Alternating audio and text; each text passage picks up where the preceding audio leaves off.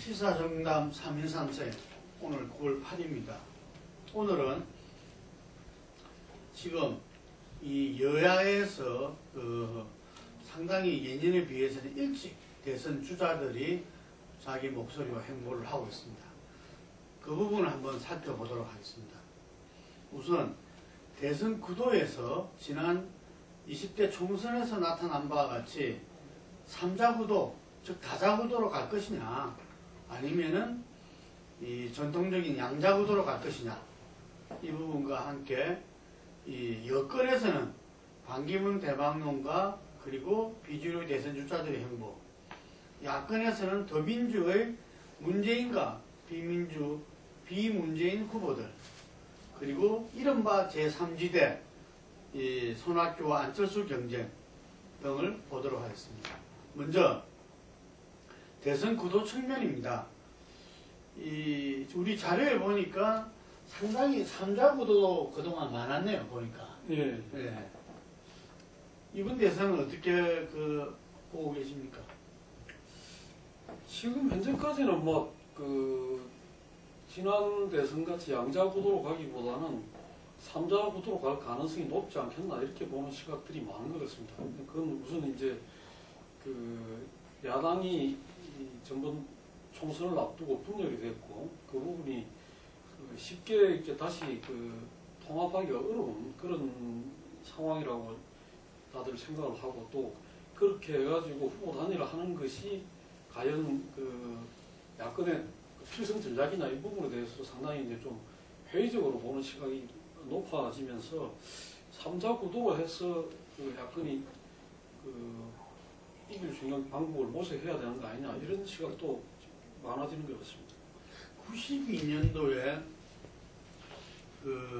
우리가 잘 아는 87년 최초의 대통령 선거 때는 YSDJ 당시의 야권 세력이 후보 단일화가 실패함에 따라서 노태우 여권 후보가 36.6%인가요?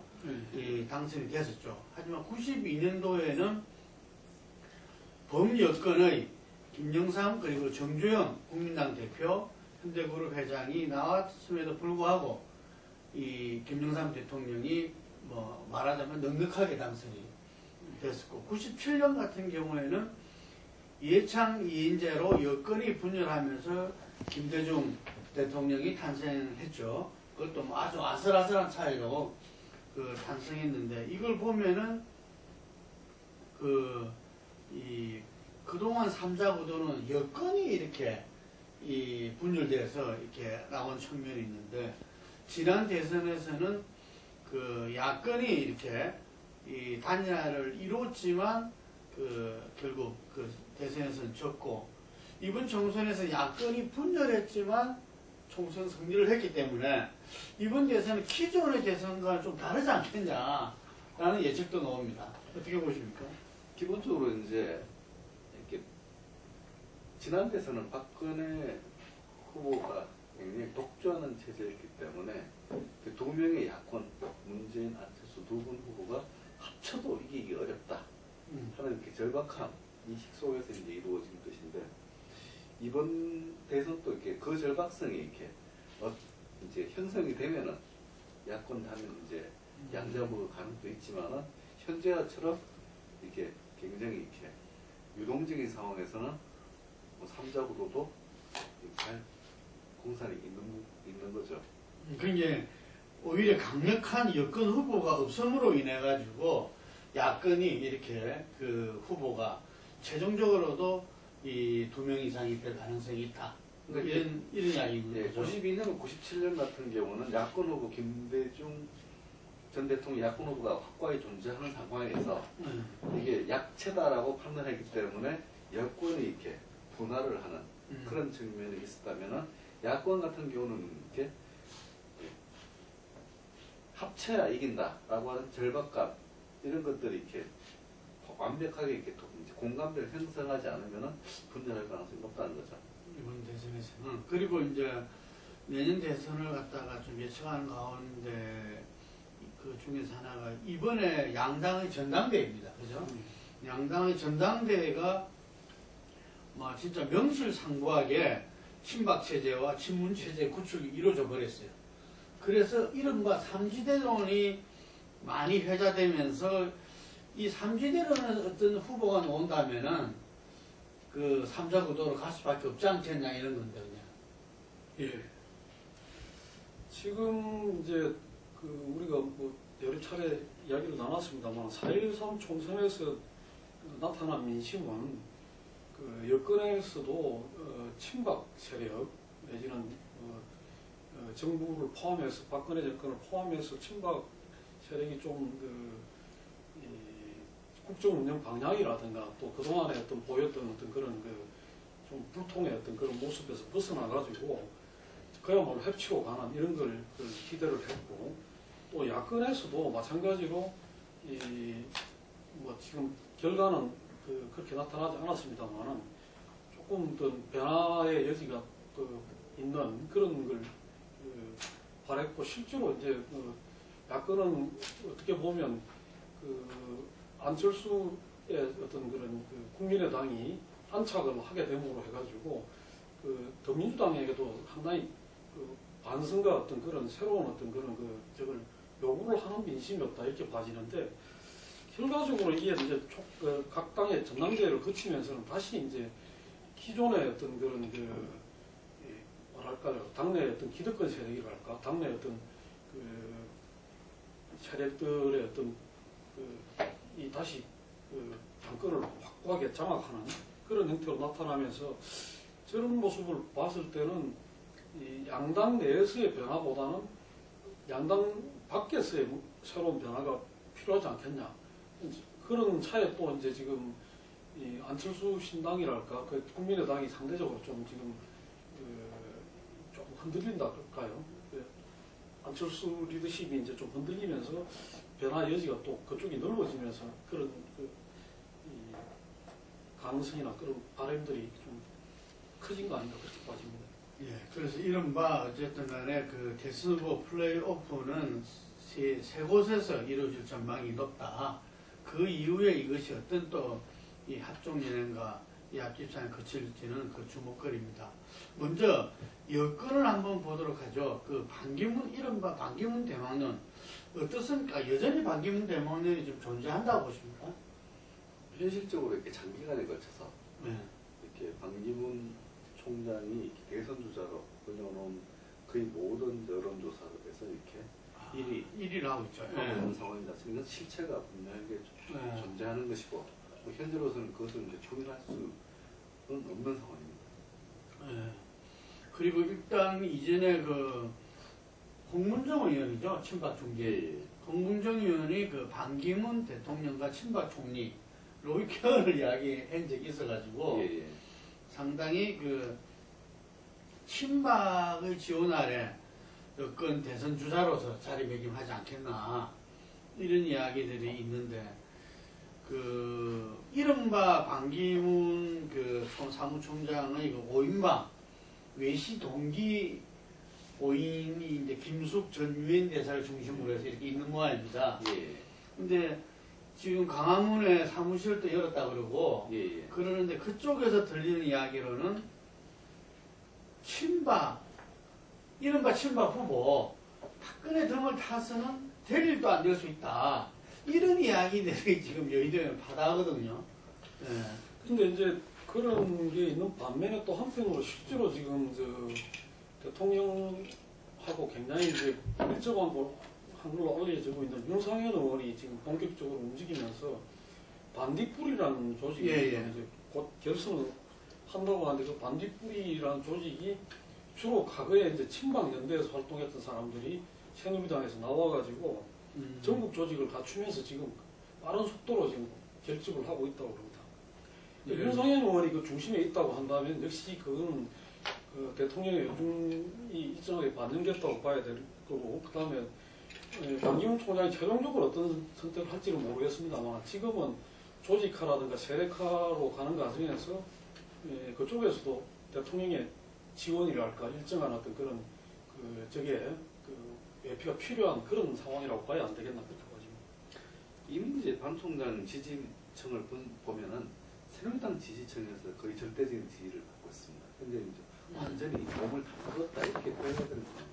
여기서 빠져나오면 진짜 지지층이 흩어지는 상황인데 이것이 어떻게 보면 친박계가 반 총장의 이제 유엔 사무총의 이미지를 잘 끌어안아서 안착에 성공시킨 상황이기 때문에 지금 친박계와 손을 끊고 간다는 것은 대단한 도박에 가까운 것이고 오히려 이제 또 김숙 이제 전 유엔 대사가 한 말씀은 친박계와의 어떤 권력 문제를 두고 내부적인 다툼에 가깝지 않겠느냐 이렇게 보는 측면이 강합니다. 친박계는 뭐 당연히 권력 분점을 원하겠죠. 근데 아마 대외적으로는 뭐 친박의 지원 아래서 친박 등에 올라탄 대선 후보는 안 되겠다. 뭐 이런 거겠죠. 예를 들면은 실질적으로는 그 세력화는 어쨌든 친박이 기본적으로 박근혜 대통령이 기본적으로 밀어주는 어떤 그런 판이겠지만 겉으로는 자기는 어쨌든 공적으로는 그런 모습은 안 되겠다. 그래서 아마 이런 그 반딧불이라든지 이런 어떤 뭐 말하자면 뭐 이 국민 추대의 분위기 뭐 이런 분위기를 잡지 않을까 이렇게 싶습니다. 그러면서 어쨌든 간에 상대적으로 주춤했던 그 여권의 비주류 대선 주자들이 이 요즘 뭐 아주 행보가 이 가속화되는 것 같아요. 그게 아마 이 첫 시동을 넣은 게 남경필 지사 아니겠나 싶은데. 예. 남지사가 이렇게 모병제를 이렇게 program으로 해가지고 먼저 이제 우리가 모병제는 그야말로 젊은 층, 나이가 젊은 층, 20, 30대를 겨냥한 공약인데 이 부분들을 내세웠다는 것은 그만큼 자신의 외연을 확장하겠다고 하는 의지 표현인데 어쨌든 도전을 하겠다는 의사 표현은 분명히 한 것 같습니다. 예. 어쨌든 여야 후보들의 이 가장 중심적인 게 어쨌든 자기 지지 세력의 플러스 알파 확장성이 있는 후보가 누구냐 이런 건데 아마 남경필 지사는 어쨌든 젊은 층의 확장 부분을 내세웠지만 또 우리 남 지사는 경기도정에서 최초 연정을 갖다 실시함에 따라서 상당히 좀 지금 주목받게 되지 않습니까? 그런데 이게 이제 유승민 의원이 정의롭지 못하다라고 또 반격을 했죠. 예, 그 남경필 의원 경우에는 모병제도 모병제고 또 수도 이전 개헌을 통한 수도 이전을 강력하게 이제 해갖고 그건 상당히 좀 큰 그거라고 봐집니다. 근데 이 부분에 대해서 유승민 의원이 이 모병제는 그 자신이 생각하는 정의로운 사회로 가는 길은 아니다 이렇게 이제 하면서 이 우리가 지금 우리 사회에 여러 가지 이제 좀 정의에 반하는 문제들을 지적을 했는데 이건 한편으로는 박근혜 정부하고 각을 세우는 것이기도 하고 또 한편으로는 정의로운 사회, 정의의 한마디로 말해서 이제 그 유승민 의원 표현에 따르면 공화국 정신의 어떤 그런 그 복원 이런 거를 내걸면서 자기 브랜드를 만들어 가겠다 이런 쪽으로 봐집니다. 근데 보면은 두 분 이야기가 다 일리가 있는 이야기인 것 같아요. 이게 우리가 저출산이니까 어쩔 수 없이 그 군사 자원이 부족할 수밖에 없고 또 청년 실업 기타 등등을 해설고 뭐 보면 헌법에 그 보장되어 있는 개인의 자유와 발전 이런 부분에서 이렇게 모병제가 뭐 이렇게 그 월 한 200만 원 보장 시골에서 기술군으로 가는 맞는 이야기 같게 또 유승민 의원 이야기를 들어보면 그래 되면 결국 돈 때문에 이렇게 그 저소득층 서민층만 이렇게 군대를 해야 된다 그렇게 돼버린다 이런 이야기도 또 그럴 가능성도 있는 것 같고 어떻게 보십니까? 근데 그 이제 모병제를 지금쯤에서 한번 이제 검토를 해봐야 될 시기가 된 게 아니냐는 생각에는 저도 공감이 되는데요. 앞으로 이게 우리 군체제를 이대로 그걸 유지를 해갈 수 있느냐 또 해가는 것이 맞느냐 이런 문제가 있다고 봅니다. 근데 반면에 이제 어느 정도 그 직업군 체제 그다음에 어떤 상당한 어떤 그런 월 소득이 보장되는 그런 거로 봤을 때 지금 공무원에 몰리는 어떤 그런 적으로 본다면 그게 꼭 지금 저소득층이다 이렇게 이야기하기보다는 상당히 이제 젊은 기회보장 이렇게 이들로서는 하나의 선택지가 될 수 있는 거죠. 그러니까 안정적으로 저거 할 수 있는 그리고 그렇게 생각을 한다면 우리 사회에 지금 그나마 어느 정도 정년까지 보장이 되면서 일정한 일종의 부속 공무원 정도 수준으로 간다면 거기서 진급이 된다고 했을 때 그 정도 보장이 되는 직종이나 직업군이 많은가 이렇게 봤을 때는 그건 꼭 저소득층에 국한된 문제는 아닐 수 있다. 그렇게 봐집니다. 지난 2012년도 김두관 네, 시기에 했죠. 뭐 이제 사다리론을 냈었거든요. 그러니까 어차피 이제 청년 실업 이런 문제였는데 군에서 직업적으로 4, 5년은 장기 근무를 하고 제대 이후에 특전을 줘서 어쨌든 신분에서 사다리론을 제시하는 바 있습니다. 군대 갔다 오면은 군대 갔다 와서 오히려 이 대학 진학이라든지 등록금 뭐 이렇게 그렇죠. 이 전액 지원이라든지 뭐 여러 가지가 사회에 필요할 때 가산점을 일정하게 줄 수 있다. 주고 뭐 이런 문제인데 출신 하여튼간에 지금 국가적인 이슈이면은 분명한 것 같습니다. 이 대선 주자들이 바로 이런 국가적 이슈를 가지고서 정책 논쟁을 하는 것은 국민들 입장에서도 상당히 포기가 좋은 것 같아요. 예. 그러면서 이렇게 이 옆구리에서 지금 반기문을 제외하는 1, 2가 김무성, 오세훈 후보잖아요. 예. 근데 이분들의 지금 움직임은 어떻습니까?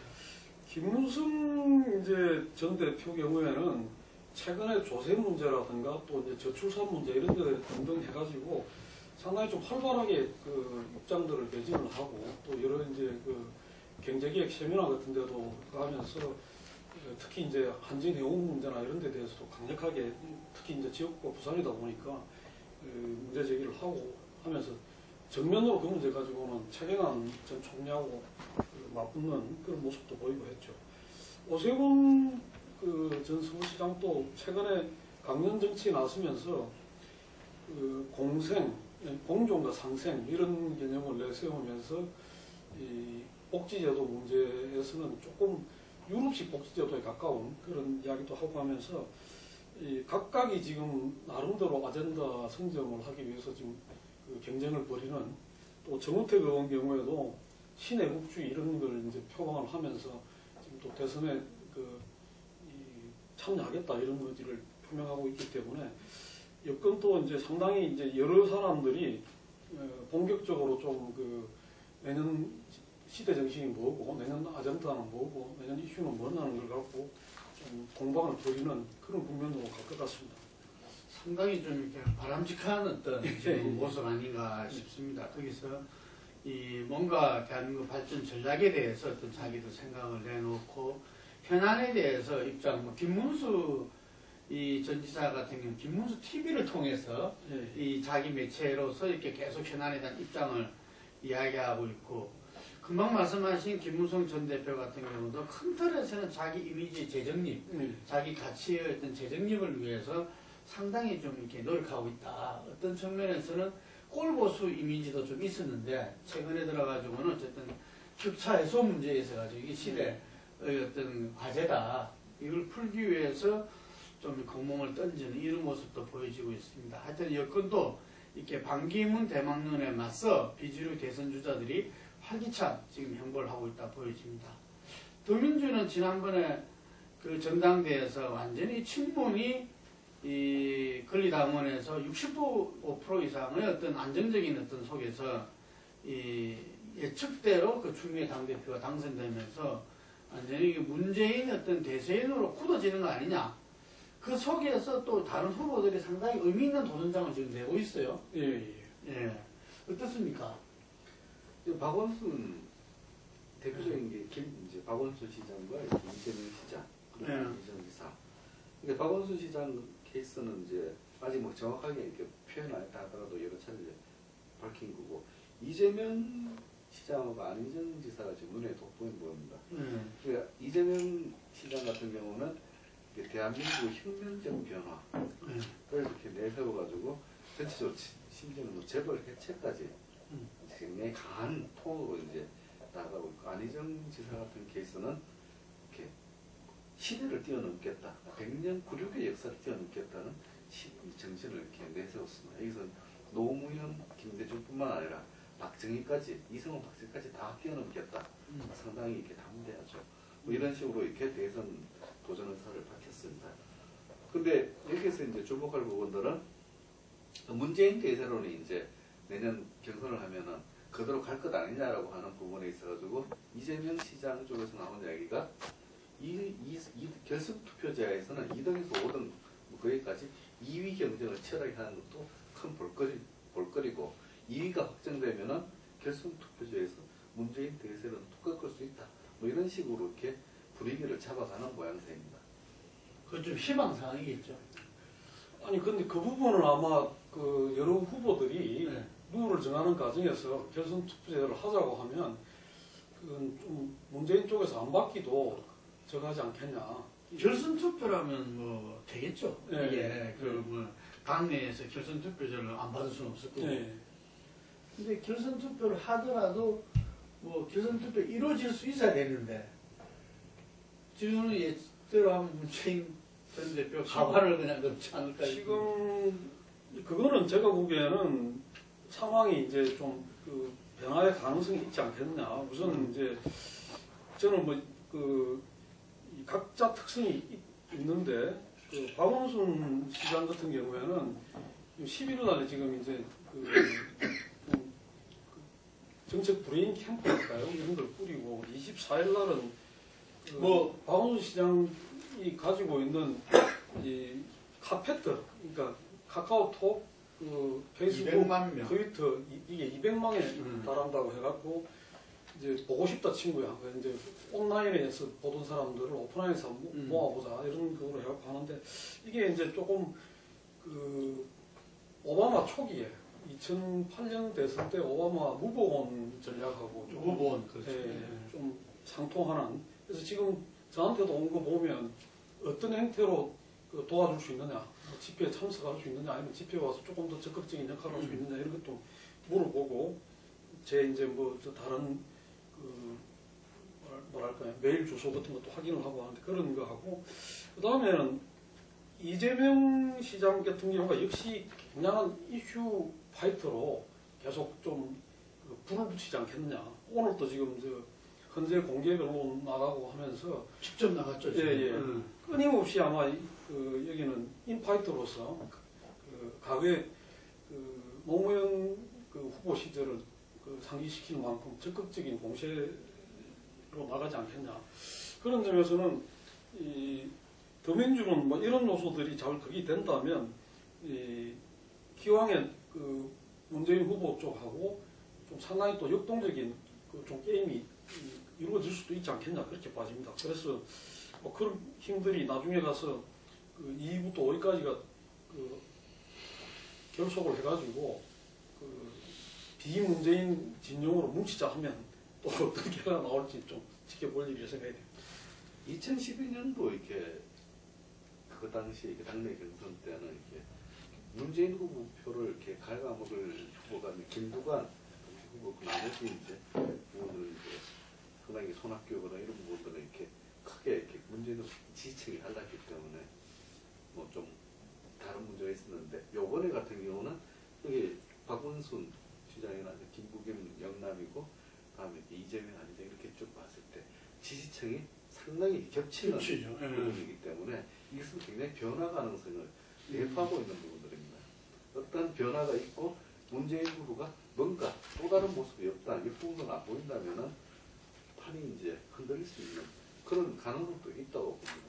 예. 근데 문재인 그 전 대표도 지금 이제 뭐 이 의지가 뭐 지난번하고는 완전히 좀 이렇게 이 다른 것 같아요. 이번에 그 진성준 전 의원이 주최한 그 강성 국민관학교 수료식에서 한 축소에서도 보면은 지난 대선 때는 벼락치기로 임했다. 근데 이번에는 정말 정권개최를 꼭 이루고 있다는 자신 있게 말씀드린다. 이런 식으로 아주 강력한 의지, 자신감을 갖다가 그 이야기했는데 여러 가지 면에서 그 이번에는 좀 이렇게 우리가 정권교체 할 수 있다 이런 부분들을 이야기를 하는 것 같아요. 지역구도가 허물어지고 더민주가 전국권력 어디에서나 국회의원을 배출했고 세대에서도 지난번에는 2040에서는 노무현 전 대통령보다 훨씬 많이 이겼답니다. 지난 12년도에도. 근데 5, 60 세대에서 훨씬 많이 졌기 때문에 결국 지는 건데, 그 당시 지난 2012년 대선의 세대 투표의 분기점이 40대 후반이었는데 지난 총선에는 그게 50대 중반으로 확장됐다. 뭐 이런 이야기를 갖다가 하시면서, 또 한편으로 내부적으로는 지난번 대선 때는 다들 지적을 했지만 후보 따로 당 따로였다. 근데 지금은 어떤 분이 후보가 되는 당이 이렇게 결집되고 총동원되는 이 체제가 됐다. 그래서 사상 최초로 야권 후보군도 훨씬 풍부하고 대선을 이끌고 있다. 그래서 우리가 이길 수 있다. 이게 뭐 이런 이야기를 갖다가 하는데, 아마 첫 번째 그거는 그 대선 경선 룰을 어떻게 정하는가. 그렇죠. 이 문제가 될 것 같아요. 여기서 어떤 면에서는 지금 현재의 친문 세력이 그 룰에서 어떤 좀 이렇게 같이 이제 열린 어떤 마음으로 할 때, 더민주는 어쨌든 간에 대선 경선이 역동성이 있어주고, 사람들이 볼 때 지금 바뀔 수 있다. 문재인이 아니라 다른 사람도 얼마든지 아까 말씀하신 뭐 결선 투표를 통해서라도 그러한 여지가 있어줘야 주목을 받지 않겠나 싶습니다. 예. 그런데 어쨌든 비문재인 후보들은 제3지대 이동에는 다들 선을 다 그었죠, 전부 다. 예. 예. 예. 현재로서는 그렇습니다. 현재로서는 그런데 이제 이것도 앞으로 룰을 정하는 과정이나 가면서 소위 말해서 이제 주류랄까요? 그 친문 진영에서 어떤 태도를 보이느냐에 따라서 일정한 변화의 가능성이나 그게 완전히 닫혀 있다 보기는 좀 어려운 거 아니겠나 그렇게 생각이 됩니다. 그럼 마지막에 이제 3지대에 있는 후보들이 3지대에 지금 현재는 어쨌든 국민의당이 지금 그 위치에 있는 거죠. 예. 네, 국민의당과 그 안철수가 거기 있는 건데, 그 손학규 고문의 어떤 거치, 자기 첫간이라 할 수 있는 사람이 이야기했는데 뭐하면은 당적은 유지하되, 이게 더민주 탈당을 한다든지, 탈당이란 부분들에 약간 이 트라우마가 있으니까 당적은 유지하는데 당에서 활동은 안 한다. 뭐 이런 이야기를 하면서 제3지대에서 이 국민통합위원회 같은 거를 만들어서 이 어느 당 소속이라도 거기에서 함께할 수 있는 뭐 이런 구도를 이야기를 한 것 같아요. 예, 그 부분이 아마 저런 걸 염두에 두고 있는 거 아니냐 싶습니다.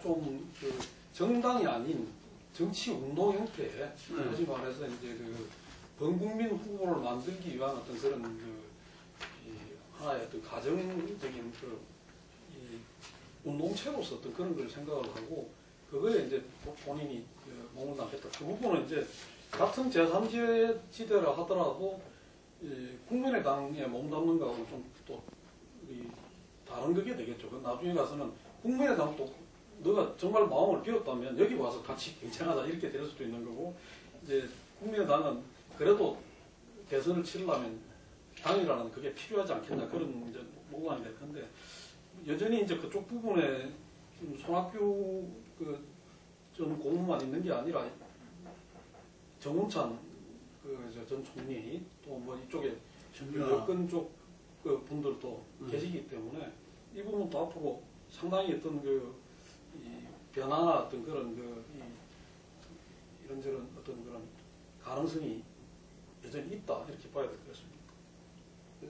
송고문은 분명하게 이제 삼지대를 선택한 건 분명한데, 여기서 이제 당적 부분들을 가지고 이제 유지하겠다라고 하는 것은 국민의당이 이제 국민의당 확대하는 이제 문호를 개방하는 플랫폼 정당을 하겠다라고 한 부분에 대해서 플랫폼 정당 가지고는 안 된다라고 하는 신호가 높거든요. 플랫폼은 어쨌든 정당 틀을 유지하는 거거든요.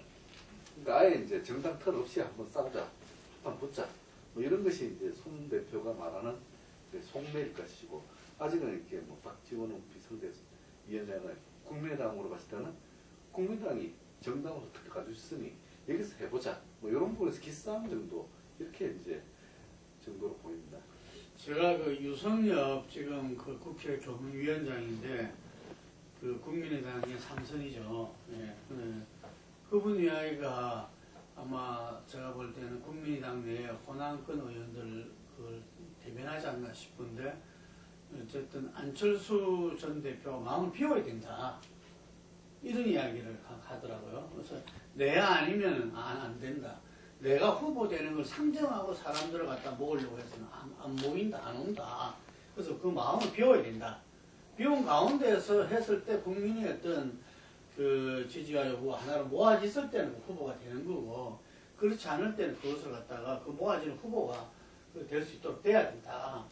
그래서 뭐 얼핏 듣기에서 상당히 가격한 이야기인 것 같으면서도 우리가 아는 국민의당은 안철수 당이라면은, 하지만 그 안에서는 상당히 그 호남 의원들 간에는 공감대가 형성되어 있는 그런 이야기인 것 같아요. 이게. 그래서 아마 지금 송공도 뭐 국민의당은 안 가려고 그럴 것이고, 지금 널푸른 한국당을 창당한 이재호도 마찬가지고, 정운찬 전 총리도 마찬가지고, 그래서 이 3지대에서 안철수 지금 전 대표는 어쨌든 간에 이 유력한 당선 가능한 후보가 되려면은 이 3지대를 잘 모아가지고 이 3지대에서 어쨌든 간에 이 하나의 이 후보가 선출되는, 이 후보가 결국은 그 여권과 더민주의 후보와 그 이후에 어떤 모습으로 가져가네 이 당선 가능한 경쟁을 하지 않겠습니까? 이게. 그런 의미에서 국민의당으로서는 지난번에 안철수 전 대표가 이 20대 총선에서 이야기한 국민의당 중심으로 정권 교체를 해야 된다. 이 부분하고 약간 좀 갈등이 일어날 가능성도 있다, 이렇게 보이더라고요. 네. 그죠? 네. 그러니까 이제 또 안철수 개인도 마찬가지지만 국민의당 경우에도 우리가 다들 알다시피 내년 대선에서 만약 후보를 내지를 못하는 상황이 된다면 당으로서 그 이후에 존립이 가능하겠나, 이 문제가 있기 때문에 어떤 형태로든 이제 저걸 후보를 내야 되는데, 안철수 의원 개인으로 본다면 그 후보가 자기가 아니라면 크게 의미가 있나 그런 문제가 되는 거고, 나머지 호남 의원들 경우에는 누가 되더라도 당이 살아남아야 되고, 당이 살아남기 위해서는 이 안철수 의원이 마음을 좀 비워야 되는 거 아니냐, 이런 이제 충돌이 불가피하다, 그런 측면이 있는 것 같습니다. 지금 한편으로 이재호 의원이라든지 정의화 의원 이런 부분들은 아마 개헌을 고리로 해서 할 가능성이 높은 것 같고, 그 이야기를 들어보면은 이 다음 대선에서 당선된 대통령이 2년만 임기를 하고, 그 다음에 개헌에 들어서 내가 문제가 돼서 분권행위 됐다. 네, 그런 이야기를 하더라고요. 그게 무슨 이야기죠?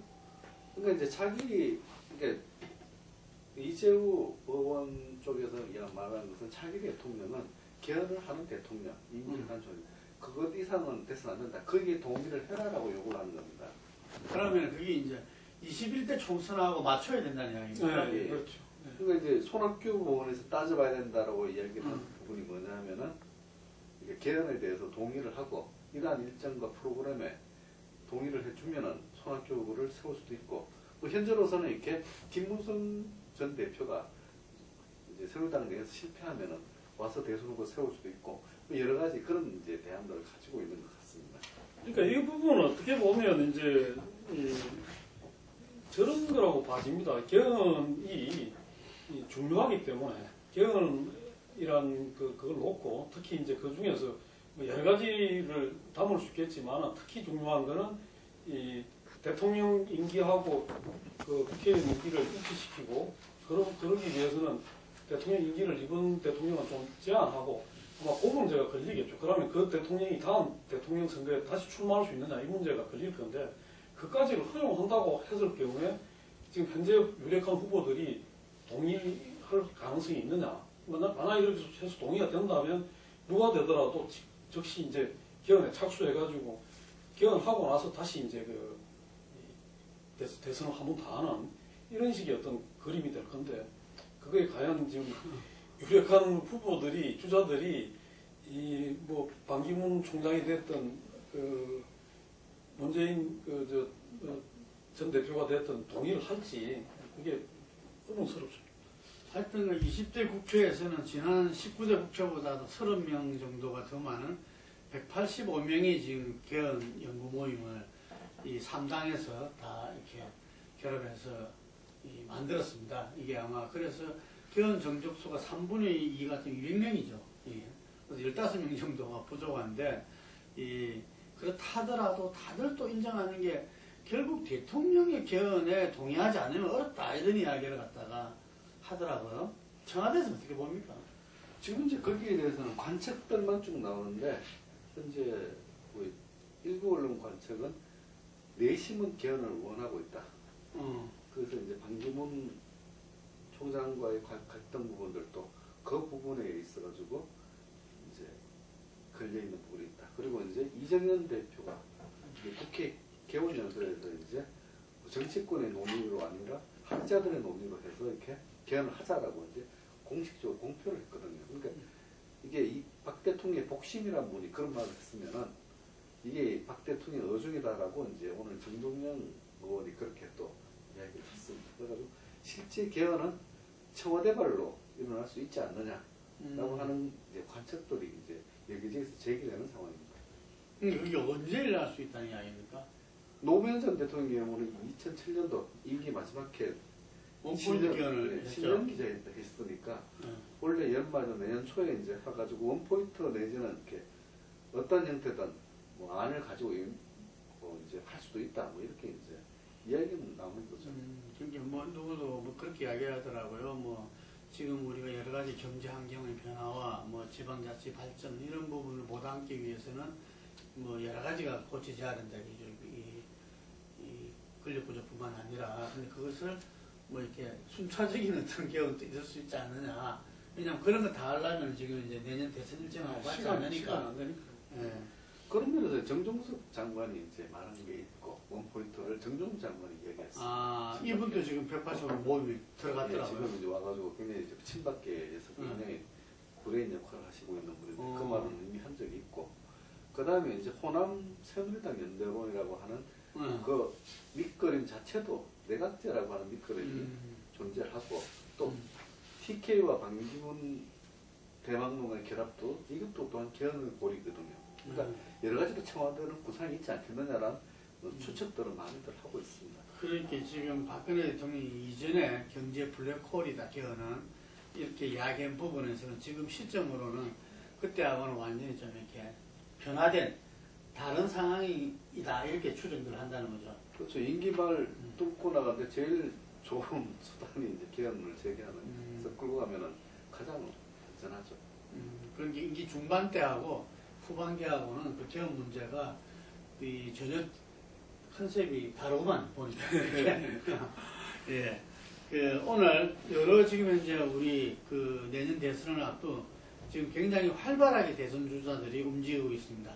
그러면서 조금 전에 이야기한 대로 어떤 우리 87 체제 그 개헌을 두고서 또 여러 가지 서로 이합지산과 그걸 매개로 해서 또 여러 가지 벌어지고 있는 것 같습니다. 앞으로도 계속 이 대선 흐름을 갖다가 안내해드리도록 하겠습니다. 여기까지 하겠습니다.